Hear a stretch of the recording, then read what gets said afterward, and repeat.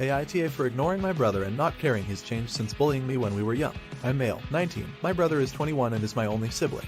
I realized I was gay from a young age and came out at 14. My parents were supportive from the get-go, but my brother was absolutely not. He tried telling me I wasn't, or that I was just trying to get attention, and tried to get me to change my mind. When that failed, he called me a freak, diseased, said I was going to hell, even though we aren't that religious, and made it clear he didn't want a relationship with me.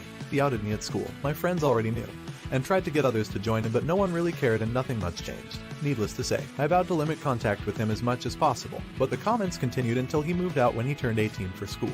I've since gotten into a great school and have completed a year and a half. I'm in a relationship. My grades are the best they've ever been, and everything seems to have fallen nicely into place. My brother sent me a Facebook message back in August. He started by apologizing for how he treated me, saying he was depressed before and was stuck inside his own head, fell into the wrong crowd online that reinforced his bitterness towards others. He said he'd gotten treatment for his depression, feels more confident than he has in years, and was on the upswing and wanted to meet up to repair our relationship.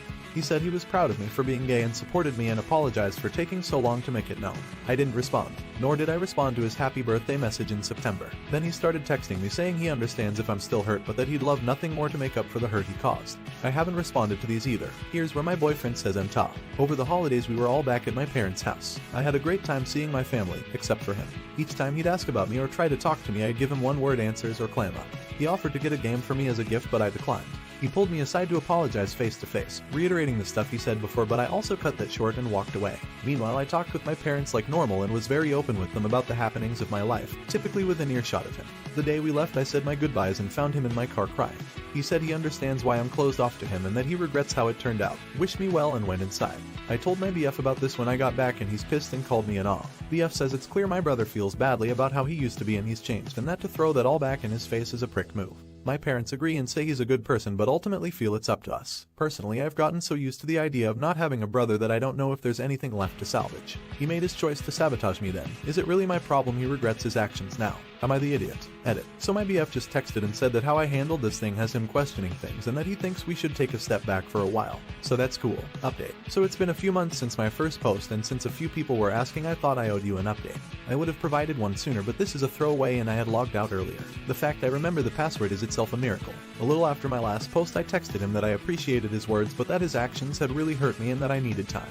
He texted back he understood and to take as much time as I needed. He also thanked me for reaching back out to him. I spent a lot of January and February in self-reflection and trying to figure out what I wanted. Lots of people in the last post said I needed therapy, and I agree I likely did. I never ended up seeing a professional, but I got really into some guided meditation and calming exercises I saw on YouTube. Making a habit of it helped me realize how much weight I was carrying and has helped me start to let that weight down. I still have some ways to go, but I can feel my empathy growing and I like that. I went home for spring break and saw my bro for the first time since Christmas. Long story short, we spent a lot of time hanging out and our relationship is recovering. We've had some hard conversations, cried, shared a couple joints, etc., and I came away from the break feeling much better about everything. And since each of our schools have closed down due to the pandemic, we're both at home and doing our classes remotely and hanging out on the downtime. I want to thank those of you who said I'd probably regret cutting him out, because I can tell you were right. My brother isn't perfect and did many things to purposely hurt me, but people can change if they want to, and he did. I wouldn't want to be judged by my lowest point, and I'm working on not judging him by his. I finally have my brother back, and forgiving him has helped me feel better in ways I didn't realize I needed. Thank you. To answer some common questions. No, my BF from the Opus and I are no longer together, but for separate reasons unrelated to the original post. We just wanted different things and we're at different stages of our lives, but it was a parting with minimal hard feelings. I don't consider his reaction to be manipulative. It wasn't a hard do this or we're through. Why did my brother do it? There's no one reason. He was in a dark place and dealing with a lot of issues in a bad way. He was ignorant about a lot of LGBT stuff and relied on that ignorance when it came to me. It took a while and going off to college, meeting new people for him to begin questioning a lot he believed. And since getting help for his unresolved issues, it was a step-by-step process until he saw how wrong he was. He said he didn't even realize how what he was doing was hurtful a lot of the time because he was so in his own head and had some really bad influences on the internet reinforcing his mindset.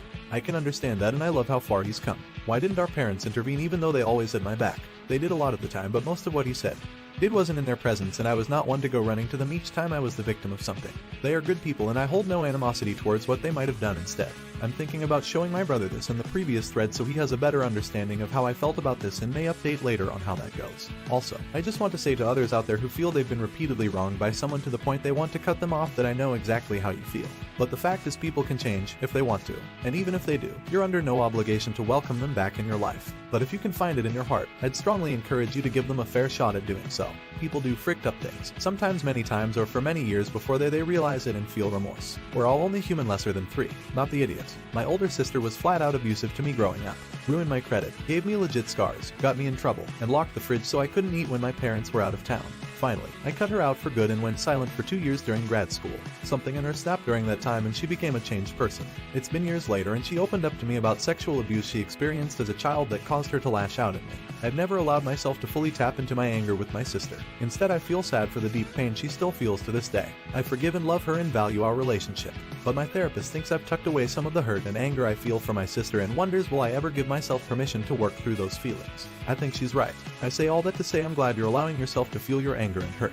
I'm glad you're working through them, not the idiot. I'm really glad you managed to find empathy for him. It's beneficial and healthy for you. I can't imagine how hard that would have been to do for you and how strong you must have had to be to do it. Congrats. I'm glad you're happier and freer with your life. Would you forgive the brother? Let me know in the comments. Now, AITA for not wanting to get a job. The title sounds bad, I know, but please wise people have read it.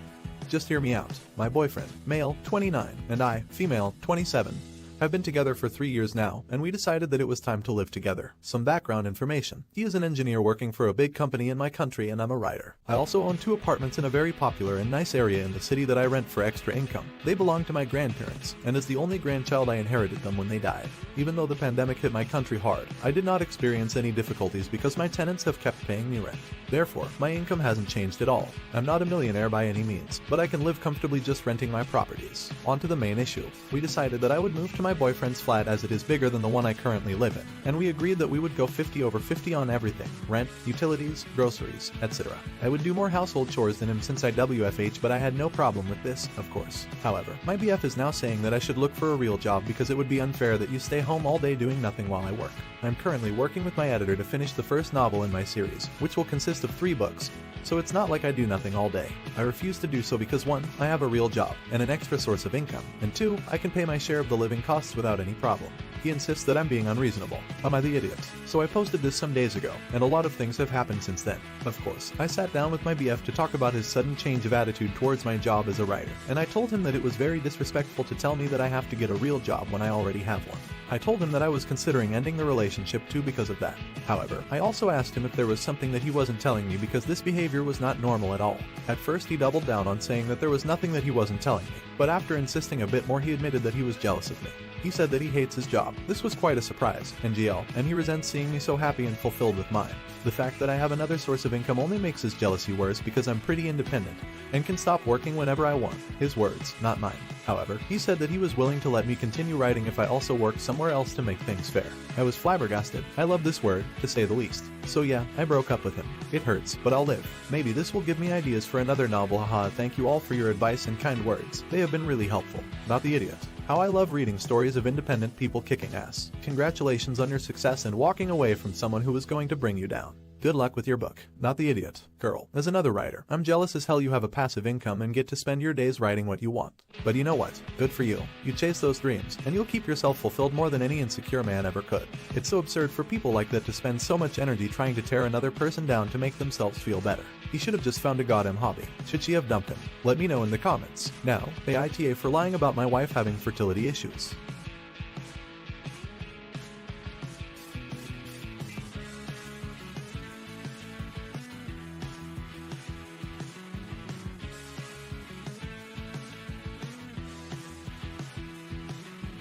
My wife is trans and we met for the first time after she fully medically and surgically transitioned. Nobody besides her family, and my sister, who found out on her own, really knows this, and she wants to keep it that way. Anyway, we both wanted to have kids young, so we adopted our little girl before the pandemic started. Because of everything that's been going on, my parents didn't really get to meet her until last week, and my sister and her husband were also there. My parents are very conservative, and they've been a bit disappointed about the fact that we adopted. Nothing really explicit, but just subtle things. After they met our daughter, though, they melted a little, because how could you not? But they still wanted to know why we adopted. I felt a bit clever saying fertility issues, because we do have fertility issues, just not the kind my parents probably thought. My sister didn't say anything at the time, but she let loose on me later. I forgot that she has fertility issues, and she started yelling at me saying that she's been spending tens of thousands of dollars on in vitro, how depressed it's made her, how her marriage is on the rocks, and how she's traumatized from her miscarriages. I didn't know she had any. She told me that she trusted me with that and that I'm immature. I told her that we technically do have fertility issues, and she said it's different because we chose to have ours and we knew what we were getting into. She said that it wasn't our issue. All the women I dated before my wife were cis, but I didn't fall in love with any of them. I don't think I chose to fall in love with her, so that made me pretty upset. I wouldn't have felt like I was in the wrong until my sister told me that I could have just said that I felt like it would be better for the world to adopt. I still think it would have been met with a lot of suspicion and criticism from my parents, but that would have been the easiest way to avoid anybody getting hurt. And now I've built this unnecessary rift between my sister and I. My wife says that we do have fertility issues and she feels bad for my sister because of everything she's going through. But ultimately we have nothing to apologize for because we told the truth. I don't know what to think about all this. Am I the idiot? Update. So, it's been about 3 months since the incident in the post.